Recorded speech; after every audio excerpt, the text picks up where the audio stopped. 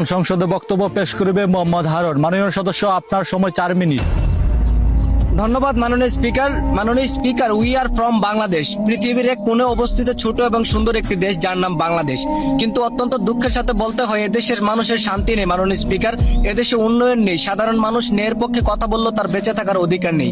মাননীয় স্পিকার, যে দেশে হাদি হত্যার বিচার আজও কেউ পায়নি, হাজার হাজার ছাত্র জনতার রক্তের বিনিময়ে নতুন করে দেশ স্বাধীন হওয়ার পরও জুলাই সনদ কার্যকর হয়নি, সে অভিশপ্ত দেশে কিভাবে শান্তি ফিরে আসবে? মাননীয় স্পিকার, মাননীয় স্পিকার, আজ গোটা বাংলাদেশের সংসদে তাকিয়ে আছে উন্নয়ন, নিরাপত্তা এবং শান্তির আশায়, আর সংসদে থাকা সদস্যরা নিজস্ব কাজে এবং নিজেদের মধ্যে খুচাখুচি করে তামাশা দেখিয়ে বেড়াচ্ছে। মাননীয় স্পিকার, তবে কি তাদের ভুল হয়েছে এই অভিশপ্ত দেশে জন্মগ্রহণ করে পছন্দের ব্যক্তিকে ভোট দিয়েছে দেশকে ধ্বংস করার জন্য? দেশের উন্নতিশীল রাষ্ট্রগুলোতে কাফের এবং বিভিন্ন নিকৃষ্ট ধর্মাবলম্বীদের বসবাস থাকার পরও কেন তারা এত উন্নত, কেন তারা এত সুখী জানেন? কারণ সেই দেশের সাধারণ মানুষেরা শ্রম এবং জীবিকা নির্বাহ করে খায়, চাঁদাবাজি, খুন খারাপি, টেন্ডারবাজি করে নেয়। মাননীয় স্পিকার, মাননীয় স্পিকার, পৃথিবীর সর্বপ্রথম সূর্য উদয়ের দেশ জাপান, যা আমাদের এশিয়া মহাদেশে অবস্থিত। আজ সে জাপান থেকে আমরা প্রায় 200 বছর পিছিয়ে কেন জানেন? কারণ জাপানে চোর নেই, জাপানে বাটপার নেই, জাপানে ধর্ষণ নেই, জাপানে মাদকের ডিলার নেই। মাননীয় স্পিকার, আমাদের দেশে 14 কোটি ভোটারের মাঝে 15 কোটি নেতা, আর নেতার কাজ কি? মাননীয় স্পিকার, লুটে পুটে খাওয়া, নির্দিষ্ট কোনো কাজ না থাকলেও রাত মহলে কোটি টাকার মালিক হওয়া। এই বাংলাদেশ কিভাবে উন্নত হবে? মাননীয় স্পিকার, এখন দ্বিতীয়বারের মতো সংসদে বক্তব্য পেশ করবেন মোহাম্মদ দুলাল। মাননীয় সদস্য, আপনার সময় 5 মিনিট।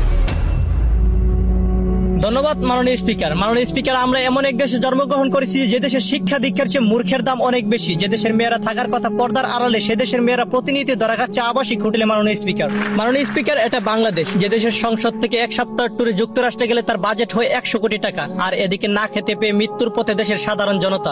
মাননীয় স্পিকার, নেপালে ধর্ষণকারীদের বিচার হয় 24 ঘন্টার ভিতরে ফাঁসি, আর আমাদের এই সোনার বাংলায় ধর্ষণকারীদের হয় তুলার আশি। মাননীয় স্পিকার, দেশে অন্যায় অত্যাচার প্রতিনিয়তই ঘটে যাওয়ার পরও আমাদের জ্ঞান খুলে না, কারণ যে ধর্ষিত হয় তার ক্ষতি হয়, আমাদের তো কিছু যায় আসে না। মাননীয় স্পিকার, সাধারণ জনগণের সুখ দুঃখের কথা চিন্তা করলে আমাদের হবে না। মাননীয় স্পিকার, কারণ আমাদের দরকার রাজনীতি, আমাদের দরকার টাকা। দেশকে দেশের মতো ছেড়ে দিয়ে আমরা নিজের ব্যক্তিত্ব নিয়ে ভালোই আছি। মাননীয় স্পিকার, গত কিছুদিন আগে মাননীয় স্পিকার, সিলেট বিমানবন্দরে 17 কেজি স্বর্ণ নিয়ে ধরা খায় এক চোর। সেই 17 কেজি স্বর্ণ হাইকোর্টে যাওয়ার আগে 1.5 কেজি হয়ে যায়। মাননীয় স্পিকার, এগুলা তো সাধারণ চোর ছাচ্চরা করেনি, শিক্ষিত বাংলার শিক্ষিত সরকারি কর্মী দ্বারা এই 1000 কোটি টাকার স্বর্ণ গুম হয়েছে। মাননীয় স্পিকার, মাননীয় স্পিকার, এদেশের সংসদ থেকে যদি কোনো এক কাজের জন্য 100 কোটি টাকা বাজেট হয়, তবে সেই টাকা নেতা ফেতা চাঞ্চাদের হাত গসতে গসতে জায়গা মতো গিয়ে পৌঁছায় মাত্র 20 লক্ষ টাকা। মাননীয় স্পিকার, যা দিয়ে কাজ সম্পূর্ণ করা হয়।